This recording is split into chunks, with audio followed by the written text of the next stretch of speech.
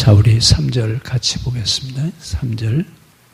이 예언의 말씀을 읽는 자와 듣는 자와 그 가운데 기록한 것을 지키는 자는 복이 있나니 때가 가까움이라. 복이 있나니 그랬죠? 자, 우리는 복이 있는 사람이에요? 아니에요?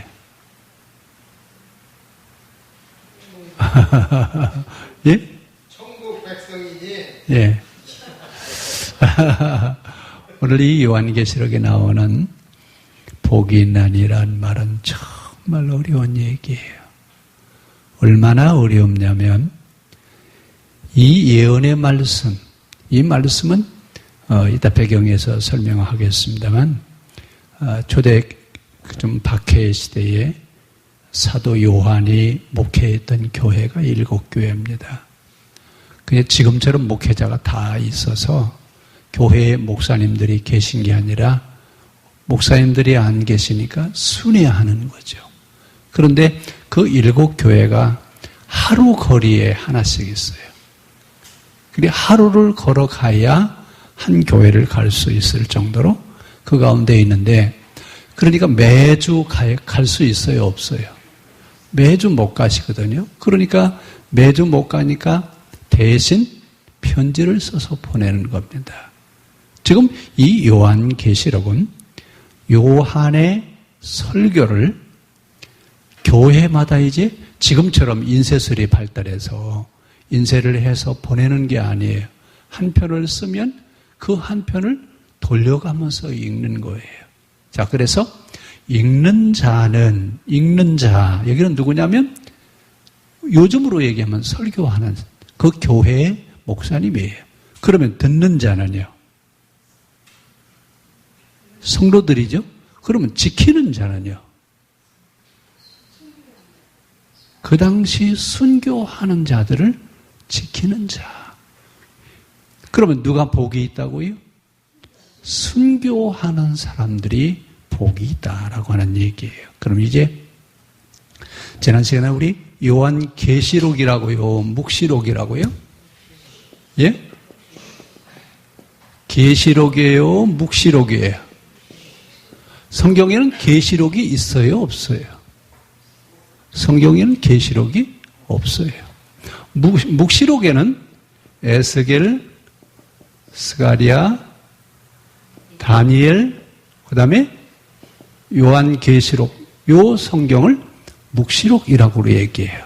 그러면 구약에는 에스겔이라든지 다니엘이라든지 스가랴라고 하는 이런 책들이 있는데 신약에는 뭐가 있다고요? 요한계시록. 근데 왜 계시록이라고 했을까? 묵시록이라고 하면 좋은데 이것은 번역상의 문제입니다. 번역하는 사람들이 성경의 문학 형식이라고 하는 게 있어요. 성경의 문학 형식이라고 하는 것이 특히 이제 예언서와 율법서처럼 뭘로 되어 있어요? 법으로 되어 있는 그런 형식이 하나 있고, 또 하나는 시와 문학과 지혜서를 모아놓은 지혜문학, 지혜서, 시편, 욥기, 잠언, 전도서 이런 책들은 지혜문학 이렇게 얘기를 해요. 이런 문학 형태가 또 하나 있고, 또 하나는요, 묵시록이라고 하는 형태가 있는데, 이 묵시록은 특별히 에스겔 같은 경우는 나라가 망해서 지금 살아남을 수 있어요, 없어요? 나라가 망해서 바벨론 포로 생활을 하면서 나라가 지금 풍전등화와 같은 위기 상황에 있어요. 그 풍전등화와 같은 위기 상황을 어떻게 이겨낼 것인가 라고 하는 얘기를 기록해 놓은 책이 에스겔이에요. 대표적으로 여러분 그 에스겔 골짜기에 마른 뼈들에 대한 얘기 기억하시죠? 에스겔아, 이 뼈들이 살아날 수 있겠느냐? 그 질문, 그 이야기는 지금 누구를 상징하는 거예요? 망해버린 이스라엘을 상징하는 거예요. 근데 망한 지가 얼마나 됐어요? 70년이 됐어요. 그럼 여러분, 사람이 죽어서 70년 되면 어떻게 돼요? 다 분해가 됐잖아요. 그럼 살아날 수 있어요, 없어요? 그 얘기를 하는 거라고요? 아니죠. 나라가 망하고 70년이 지났는데 이 나라가 다시 회복될 수 있겠냐? 이 나라가 다시 살아나겠느냐라고 하는 얘기를 기록해놓은 책이 에스겔이에요. 스가랴라고 하는 책이 있는데 스가랴라고 하는 이 묵시록은 바벨론 포로 귀환 후 돌아와서 나라를 다시 회복시켜야 되는데 돌아온 사람들이 바벨론에서 돌아와서 전체 인구가 얼마나 되냐면 6만 명이에요. 근데 6만 명이 나라를 일으킬 수 있어요, 없어요? 자, 이렇게 쓰러져 가고 있는 다시 일어날 수 없는 그런 상황에서 나라를 다시 회복시키기 위해서 기록해 놓은 책이 스가랴서. 그 다음에 이제 다니엘서가 있어요. 자, 다니엘서의 배경은 페르시아 시대 때에 박해를 받는 그런 얘기로 써놓고 있어요. 그런데 바벨론 포로로 붙잡혀간 이스라엘 백성들이 종교적인 박해를 받았어요, 안 받았어요? 포로로 잡혀와 있지만 신앙의 자유는 주었어요.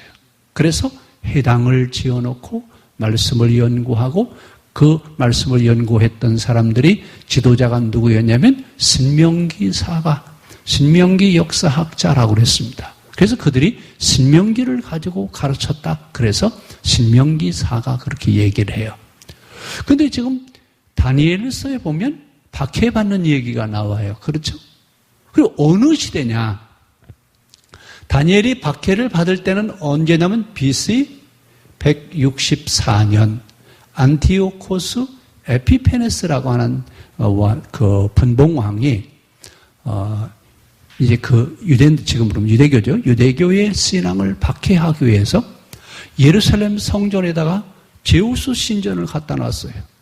그리고 돼지고기를 제물을 드리게 하고 할례, 절기, 안식일, 성경을 갖지 못하게 만들어요.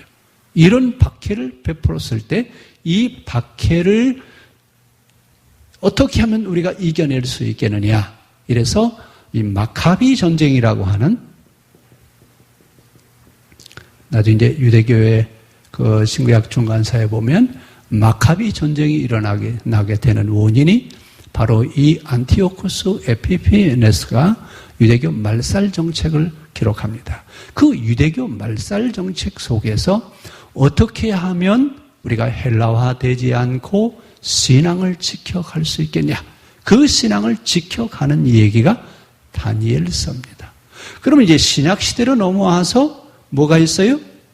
계시록이 있는데 이 요한계시록은 언제 있었던 얘기냐면 AD 90년에서 96년에 도미티안 황제가 로마의 황제가 됩니다.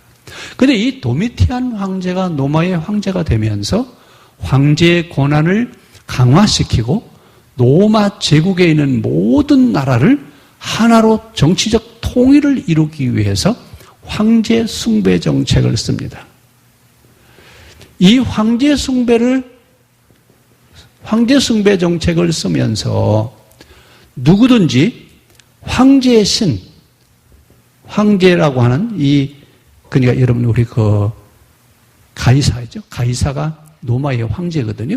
황제의 신상을 만들어 놓고 이 신상에 가서 절을 해야 돼요. 이 절을 하면 절을 했다고 하는 티켓을 줘요. 티켓. 이 티켓을 가지고 있어야 여행도 할 수 있고 물건도 살 수 있고 땅도 사고 집도 사고 이런 거래를 할 수가 있어요. 그런데 이 티켓이 없으면 아무것도 할 수가 없어요. 그래서 요한계시록에는 이 티켓을 뭐라고 그랬어요? 무슨 표시라고요? 666이라고 그래서 여러분 왜 마귀표 받았다고 막 그러잖아요. 근데 묵시록의 특성은 상징화. 어떤 것을 직접 얘기할 수 있어요, 없어요? 만약에 여러분들이 로마 황제에게 절하고 받아오는 티켓을 받으면 당신들은 신앙을 지킬 수 없습니다. 이렇게 이걸 얘기하고 싶은데 그렇게 얘기하면 살아나요, 죽어요? 살아남을 수가 없어요. 그러니까 뭐라고 얘기했어요? 666 표를 받지 마라. 여러분, 우리 한참 지금 신용카드 나왔을 때, 바코드가 결국 뭐 얘기를 한다, 우리요? 666을 얘기하니까 그건 짐승의 표니까 받으면 안 된다? 지금 신용카드 안 쓰시는 분이 있어요? 예? 기독교인들은 신용카드 써야 돼, 안 써야 돼요?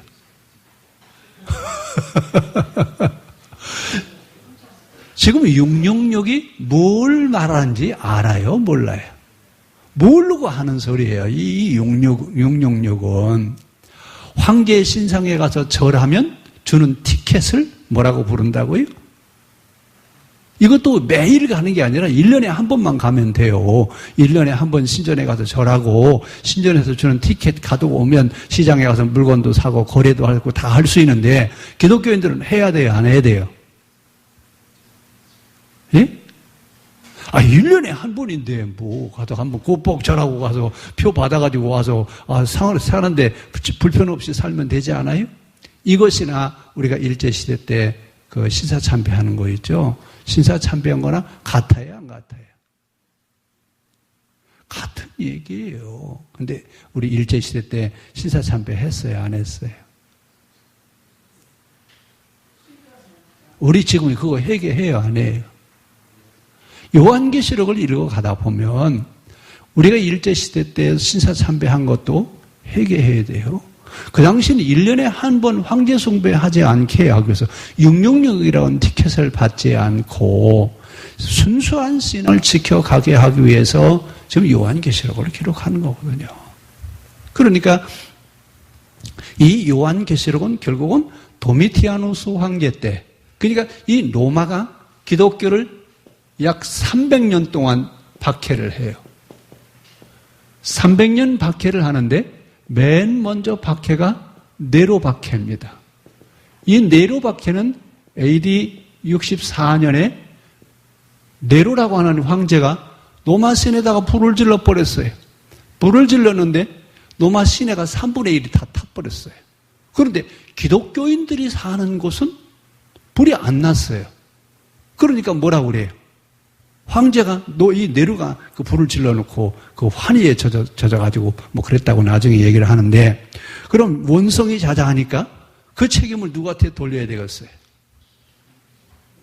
기독교인들이 불을 질렀다. 봐라, 기독교인들이 사는 지역은 하나도 안 탔지 않느냐. 이래서 네로가 박해할 때 이때 베드로와 바울이 같은 해에 순교합니다. 그래서 AD 64년 네로 박해 때 베드로와 바울이 순교를 하고 그 이후에 이제 계속 로마가 박해를 하는데, 이 박해를 하는 사이에 누가 들어있냐면 유대교라고 하는 사람들이 들어있어요. 이런 시집살이 시키는 시어머니보다 말리는 누가 더 미흡다고요? 똑같은 거예요. 로마가 박해를 하는데 그 박해에 기름을 부어주는 사람들이 있어요. 누구예요? 유대인들이에요. 그러니까 이 유대인들은 지금 기독교가 유대교에서 갈라나간 거에 대해서 계속 박해를 하는 겁니다. 그래서 300년 동안 기독교가 많은 박해를 받는데 계속 300년 동안 박해를 받은 건 아니에요. 그런데 그 박해 가운데 가장 심한 박해를 받았던 것이 AD 90년에서 96년 요 사이에 이 도미티아누스 황제 때 가장 많은 박해를 받았습니다. 이때 이 박해를 받을 때 요한계시록을 쓴 사도 요한도 박해를 받아야 안 받아요? 박해를 받아요. 박해를 받아서 체포돼서 순교를 시키려고 3층 꼭대기에서 건물 3층 꼭대기에서 던져버렸어요. 죽었어요? 안 죽어요? 안 죽어요. 안 죽으니까 펄펄 끓는 기름 가마 속에서다가 요한을 집어넣었어요. 그래도 죽었어요? 안 죽었어요? 안 죽었어요. 그래서 어디로 갔어요? 반모섬으로 유배를 가게 되는 겁니다. 그러니까 어떻게 보면 요한계시록을 기록하게 하시려고 하나님이 요한을 그 구덩이 속에서도 건져내셨던 것 같아요. 할 일이 있어서. 그래서 반모섬에 지금 유배를 가 있어요. 반모섬에 유배를 가 있는데 이때 요한이 에베소 교회의 담임 목사님이세요. 그 당시 아마 감독이었던 것 같아요. 그래서 이 에베소 교회가 7교회의 대표 교회, 모 교회가 에베소 교회입니다. 지금도 가면 에베소 교회가 그 모양대로 있습니다. 자, 이때 에베소 교회의 담임 목사님인데 이 에베소는 항구 도시예요. 그래서 로마로 가기 위해서는 어디로 집결하냐면 에베소 항구라고 하는 곳으로 사람들이 집결해서 로마까지 배를 타고 가는데 이때 기독교인들이 잡혀오면 어디로 다 모여요? 에베소 항구로 모이는 거예요. 이 에베소 항구에 오는 박해받으러 가는 기독교인들, 이 박해받으러 가는 기독교인들과 또 박해를 받고 있는 교회를 위로하기 위해서, 위로하고 격려하고 힘을 내게 하기 위해서 미래라고 하는 것을 가지고 현재를 지금 이야기하고 있습니다. 그러니까 요한계시록은 미래에 일어날 일에 대한 얘기를 하고요.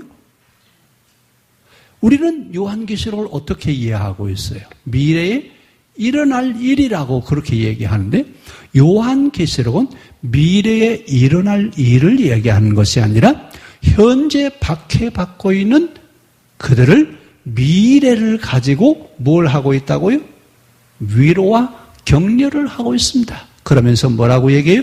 끝까지 신앙을 지킨 자에게는 뭐가 주어진다고요?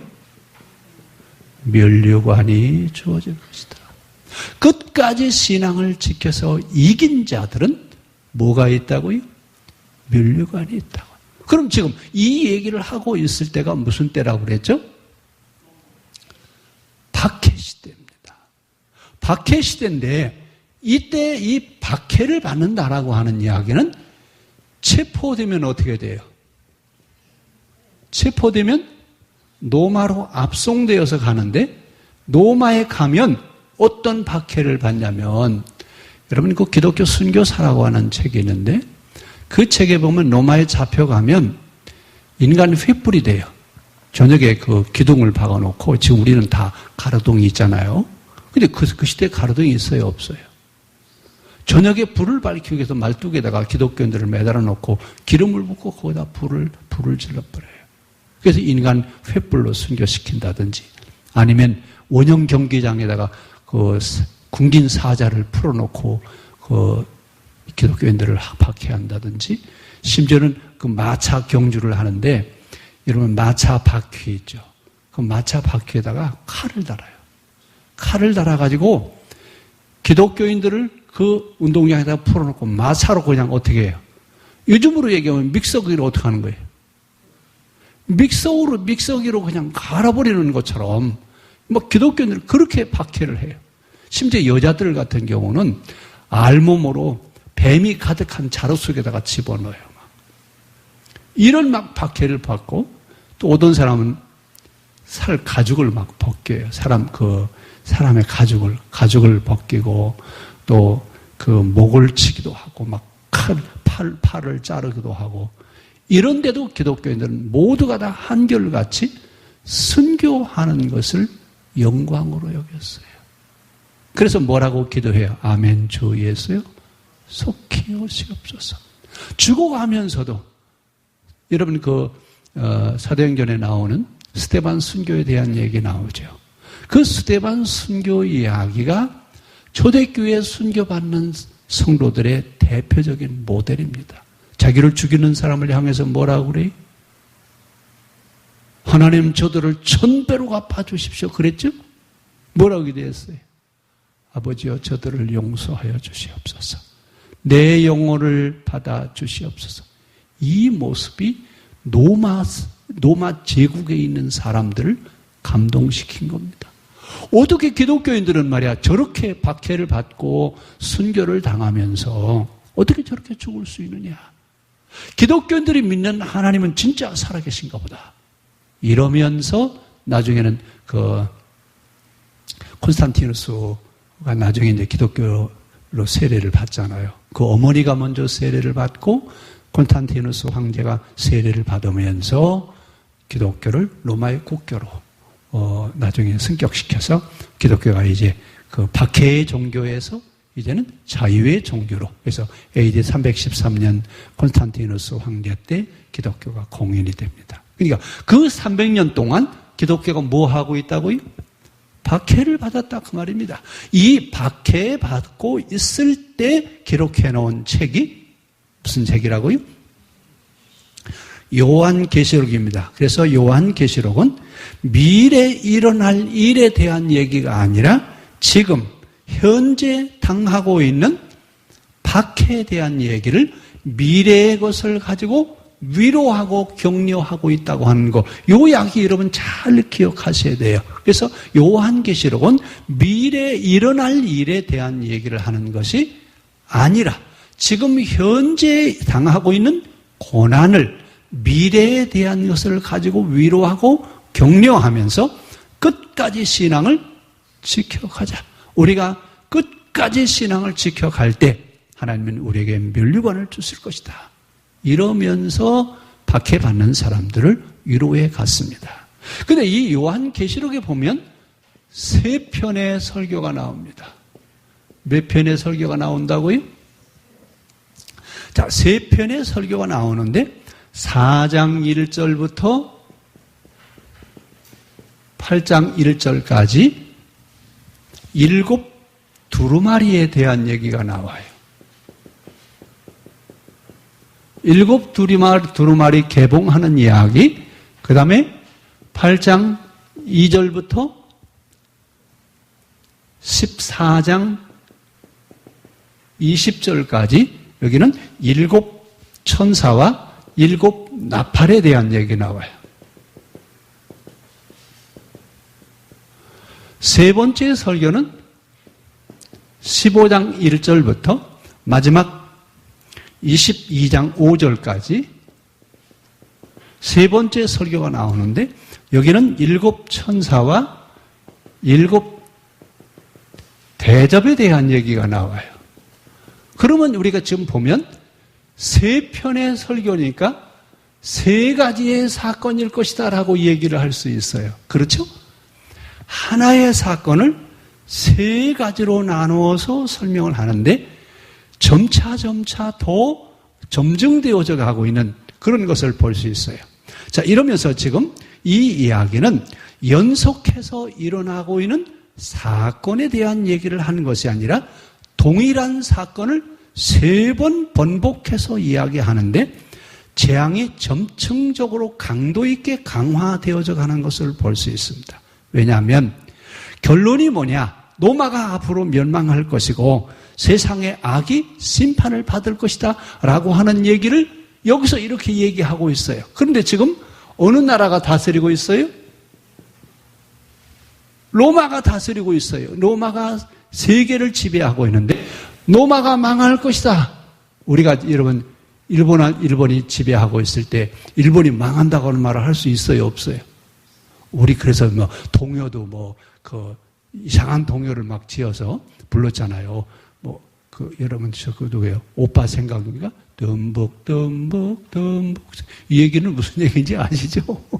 일제를 향해서 하는 얘기예요, 그게. 근데 그때는 우리가 되고 일본 앞으로 망할 거다 얘기할 수 있어요, 없어요? 망한다고 하는 말을 어떻게 하면 어떻게 돼요? 당장 잡혀가지고. 그래, 로마 시대도 마찬가지예요. 로마가 망한다고 얘기할 수 있어요, 없어요? 로마가 앞으로 망해서 세상의 모든 악이 심판을 받을 것이다 이 이야기를 그 시대는 얘기할 수가 없어요. 이 얘기를 하려고 하는 것이 요한계시록이에요. 그러니까 거기에 나오는 뭐 칠용이라든지 뭐 이런 것들은 다 누구를 가리키는 말이에요. 항상 묵시록에는 상징성이 있는 상상과 상징성이 있다라고 우리 얘기했어요. 그래, 이런 것들은 다 누구를 가리키는 거라고요? 로마 제국 황제를 가리키는 말이에요. 하나님이 그 황제를 어떻게 한다고요? 반드시 심판할 것이다. 황제 앞에 가가지고 그 얘기하면 돼야 안 돼요? 목이 잘라나가지고. 그러니까 그 얘기를 못하고 7용의 머리를 칠 것이고, 뭐 이런 얘기를 계속 하는 이유가 바로 그래서 그렇습니다. 그래서 3차례 7재앙과 재앙은 시간적 연속적인 사건이 아니라고 하는 이야기예요. 그러면서 이 이야기를 기록하면서 대표적으로 우리가 지금 보는 것은 7이라고 하는 숫자가 많이 나와요. 그래서 초대 7 교회, 7 두루마리, 7 천사, 7 나팔, 7 대접, 전부 다 7이라고 하는 숫자는 어느 문화라는 얘기예요?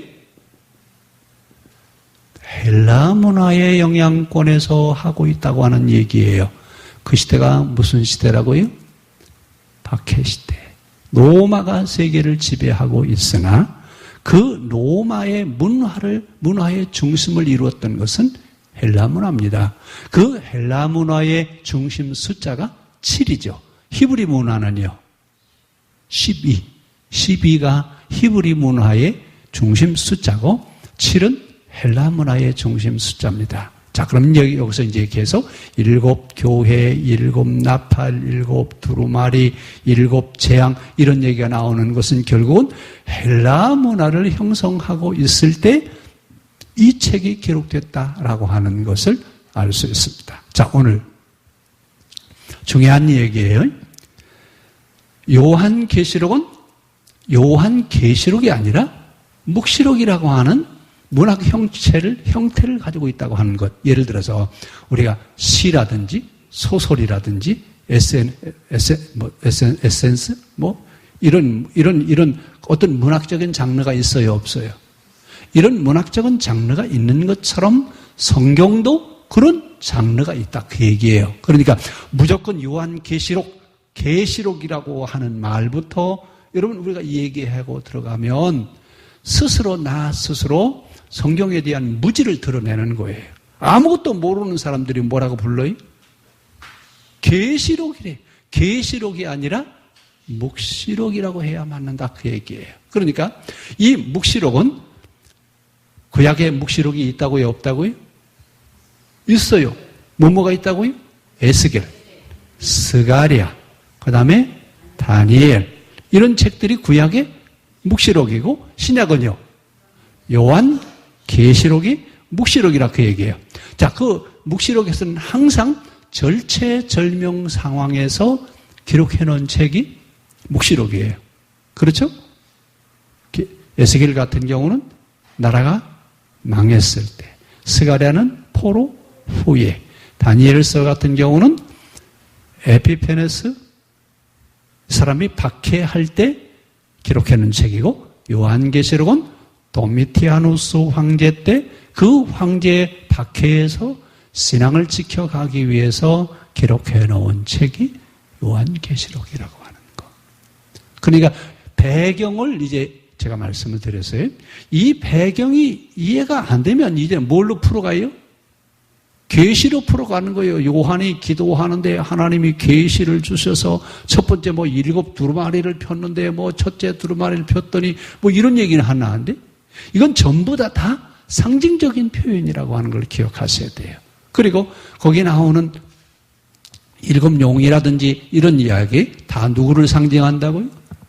로마 제국, 로마 황제를 가리켜서 하는 말입니다. 결국 요한계시록은 뭐라고 얘기한다고요? 지금 현재 당하고 있는 박해를, 미래를 가지고 위로와 격려를 하고 있다고 하는 것. 그래서 우리가 지금 박해를 받고 있지만 끝까지 신앙을 지켜가는 자에게는 하나님의 면류관이 있다. 그래서 어떻게 하자고요? 박해를 잘 이겨내자고요. 그래서 주일날 오후에 제가 그런 얘기했죠. 우리가 늘 사는 것은 햇빛만 있는 게 아니라고요. 비도 오고 바람도 불고 눈도 오고 태풍도 불고 이런 일이 있어요, 없어요? 이런 일이 있으면서 사는 거예요. 만약에 비가 오지 않고 햇빛만 1년 내내 쏘인다고 합시다. 그러면 어떻게 된다고요? 사막이 돼요, 사막이. 살 수 있어요, 없어요? 비 오는 건 귀찮아요. 그래도 와야 돼, 안 와야 돼요? 와야 돼요. 이것처럼 우리의 신앙도 때로는 고난이 있어요, 없어요? 고난도 있고 역경도 있고 살다 보면 좋은 날도 있고 힘든 날도 있고 어려울 때도 있습니다. 이런 과정을 통해서 우리에게 유익되게 하시는 역사를 하시는 분이 누구예요? 하나님이셔요. 그래서 혹시 고난을 겪는다든지 어떤 역경이 온다든지 힘든 일이 있더라도 잘 이겨내십시오. 그 때가 지나고 나면 하나님은 우리를 유익하게 하십니다. 기도하겠습니다.